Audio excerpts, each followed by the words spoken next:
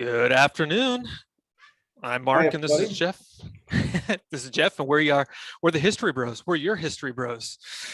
Coming to you on episode 5, week 5, if you can believe that, Jeff. We've been on 5 weeks now. Absolutely bananas. Yeah, Absolutely bananas. You know what I'm doing, Mark? it's something very appropriate for today's episode. What are you doing? I'm just making tea. I'm making tea. So carry on, my friend. Carry on. Okay, good. Yeah, Yeah. that's actually kind of what we're talking about today. We're going to dive into the Boston Tea Party. July is kind of a patriotic month, and we just had Independence Day, and this was kind of a huge event that kind of led to Declaration of Independence. So it just kind of felt appropriate. What's funny, Jeff, is what I've loved about doing this is that every time I think I understand like an event or a person, I go and read up on it, and I usually figure out that I'm way off. And Boston Tea Party, whenever I thought about Boston Tea Party, I just kind of pictured like some dock workers, one guy just having a bad day and just was like throwing tea into the harbor. And true Bostonian style, his buddies were like, "Oh, Randy's throwing tea in the harbor. Let's throw some tea in the harbor." Throw that in the harbor. Yeah, so that boat over there is filled with tea. yeah, Throw it in the harbor. that's it. I just always pictured it as like kind of spontaneous improv type event, but it wasn't. It was actually pretty well planned out, and it was actually They didn't even call it the Boston Tea Party. That wasn't a thing until like 1825 or something like that, right? I don't know when the name came, but I imagined it wasn't at the time. No. And a little fact is that this was the first of 3 Boston Tea Parties, that's what we're calling it. But this was the most significant one. There was 2 or 3 subsequent ones afterwards that were just kind of minimal. But so it was quite an organized event. And to kind of understand how it became, Jeff, you're pretty good at this period of time, but it helps to understand what was going on between England and the colonies leading up to this. And so, we're late 1700s. England is broke, like nearing bankruptcy. Right. And wars everywhere will do that to you. Yeah, that's right. It's expensive. It's expensive to rule the world.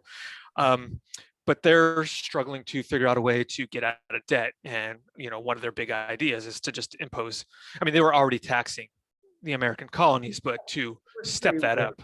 Of course they were taxing the colonies, and some people might say rightfully so, wouldn't you? What were they doing in the colonies?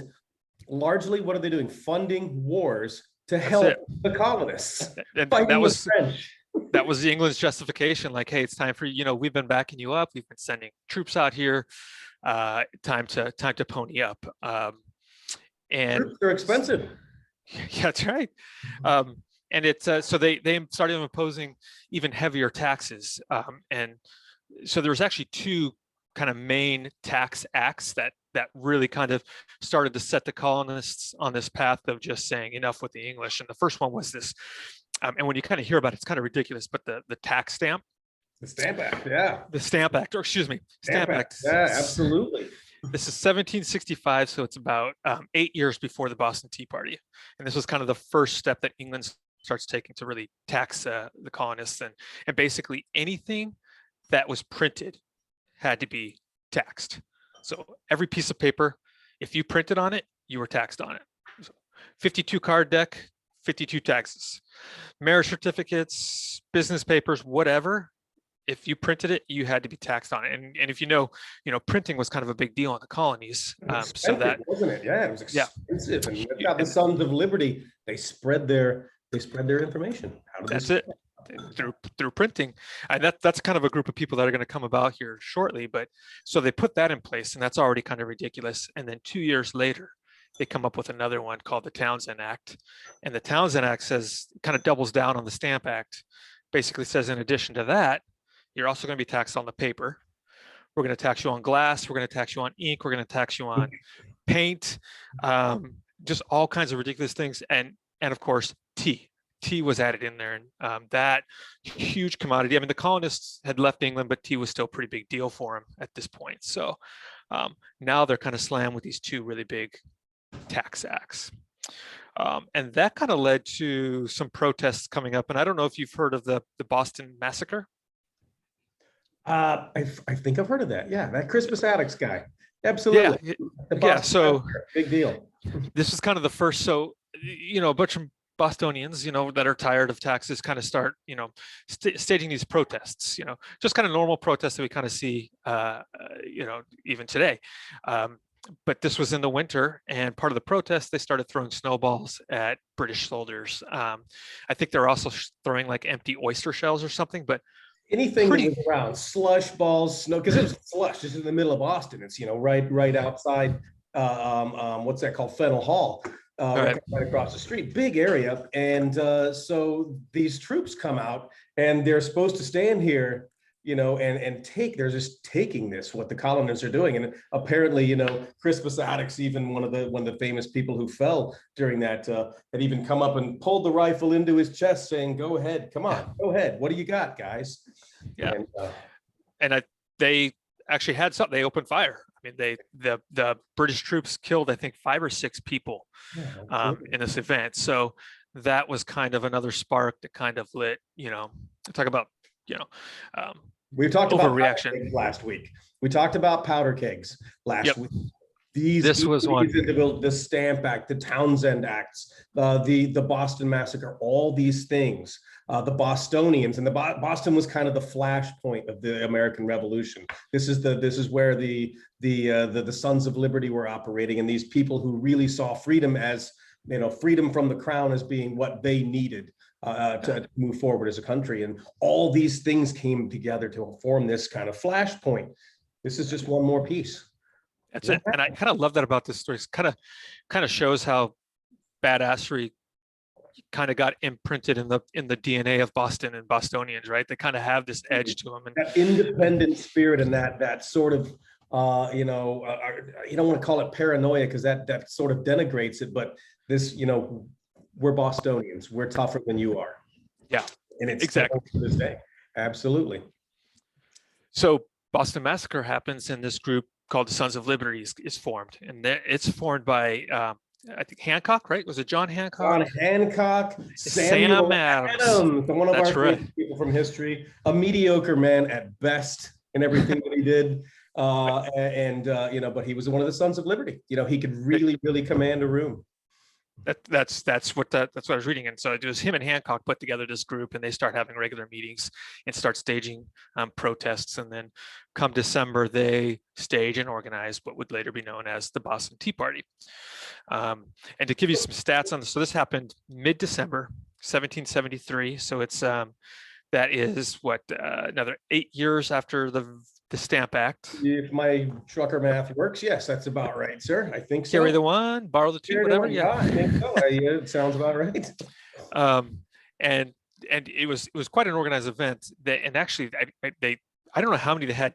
Dozens of people. It wasn't just like Randy having a bad day. Like I thought, it was. The Sons of Liberty had a good chunk of people there, and they were all dressed up as Native Americans to kind of disguise themselves. And were they trying to dress as Native Americans to make people think they were Native Americans? No, from what is understood, it was sort of they masqueraded. Satirical, yeah. Exactly. Yeah. And part of that was if to say, because they saw the natives, these local tribes as independent, and so they could think of themselves and they weren't going to be squashed. That's what they were trying to convey, not, hey, we're going to do this, but we're going to do it under the guise of being Native Americans and hide. It wasn't the case at all. Nope. No. So, yeah. So mid-December, 3 ships pull into the Boston Harbor, full of tea, British tea. But ironically, there were American ships that were carrying this British tea. American ships, and what's funny too is these ships were owned by the East Indian Trading Company, right? Or the tea was owned by the East. The tea was. The ships were actually American-owned ships. The tea was owned by the East India Trading Company, and it was Chinese tea for the most part, and it was green tea. It wasn't even the stuff. But part of that was the American stuff. Riddled with irony. Yeah. It just this was nothing more than a facade. What we're trying to make a point. We're trying to destroy tea. Not at all. These people drank tea. Yeah. And that the fact that they're American ships kind of play a funny part here in a second. But so they kind of, I don't know if it was middle of the night, but it was at night. they board these 3 ships and, dressed as Native Americans, start dumping all the tea into the harbor. But they were very like very peaceful about it. There was like no violence that broke out. And in fact, when they were done, they swept and cleaned up. They left the ships better than they found them. Which is Um, pretty remarkable. Didn't leave the harbor yeah, better than they found it. It didn't leave the King's Tea better, but that boat, that that American-owned boat. ship, Yeah, cleaned with it. they're getting cleaned. They're getting swabbed. Uh, yeah, so they dumped what was it, like 340 some odd crates of tea into the harbor. Roughly $1 million today is what we would be looking at of what they dumped there. And then everybody but except one person got away, and nobody was ever charged with this except for this one individual, and I forgot his name. I don't know if it was super significant, but he was the only one that was charged with being a part of it, even though there were like dozens and dozens of people involved in this. So Dozens and dozens, and this was more, and to your point, $1 million in damage. This was more than TPing King George III's house. They yeah. did more than throwing eggs at the front door. They dumped $1 million worth of tea, green tea, shiny. Green tea. Yeah. And I mean, England's already penny pinching, so this was kind of a big deal for them. And so, following the Boston Tea Party, like I said, there was like 2 or 3 other small ones that may make it up. Philadelphia, there was another one in Philadelphia, I believe. Yeah. New York, I believe they dumped tea where they found tea. This seemed to be It became a trend for a while. Yep. like the Canadians turning over cars and burning them after hockey teams win championships. They decided they're dumping tea. You got to do what you got to do after a hocky game, man. Yeah. Got to do what you got to do. If the Leafs ever win the Stanley Cup again, look for cars to be burnt. That's right. I'm gonna get my car traded. I'm gonna take it up to Toronto. Absolutely. Anyway, so England's pissed, and they launched what is later called coercive acts, which is basically a list of punishments that they place on the Commonwealth of Massachusetts. I don't know if it was called a Commonwealth at that point, a colony of Massachusetts. That Massachusetts had its own constitution before this, and England took it away. Massachusetts had like their own local judges. England took it away. Massachusetts now had to, at a moment's notice, quarter British troops if they needed a place to stay. They basically took Massachusetts and turned it into a little England, and it was like these will not be lifted until it's paid back. We want our tea paid back, and until it's paid back, Massachusetts is pretty much little England at this point. Did Massachusetts ever pay that money back? I don't think they did. Absolutely not. Because we're already 1773, which is just 3 years before Washington crosses the Potomac. So or Delaware, excuse me, the Delaware River, right? Delaware was actually in 18th of April in 1775 was the shot heard round of the world. That was the midnight ride of Paul Revere, which he never made it. Another story for another day. Paul Revere's ride, he actually didn't complete it. Charles Dawes did, but Charles Dawes did. He actually completed the ride. Revere got stopped by British troops, and they said, "Who are you and what are you doing?" And he goes, "Oh, nothing." And he finally escapes. And Paul Revere, his famous ride. Longfellow made it a thing, but Revere, miserable failure. But it was a powder keg, wasn't it, Mark? This was one of those really big steps, and in kind of in today's terms, we take this act of civil disobedience, and we've kind of, it's helped to weave the fabric of what it is, this fiercely independent American spirit. This is one of those things we point to say, this is how we are. This is how we started. We were dumping King George's tea into the harbor, and fiercely independent people that we are. So that's how kind of ties to today. We still live those sort of ways, don't we? Yeah. There's so many parallels in this story to what we're seeing today. It's interesting. But these coercive acts, all these punishments, pretty much led to the development of the Continental Congress, which that's where your big household revolutionary names start to come up, like Washington and Alexander and Hancock, all these guys. And here's a little piece of irony is that Washington and Franklin were actually against the Boston Tea Party. Washington was quoted as saying something, you know, paraphrasing, but, you know, sure, the Boston Tea Party represents how we feel as colonists, but it was kind of tacky.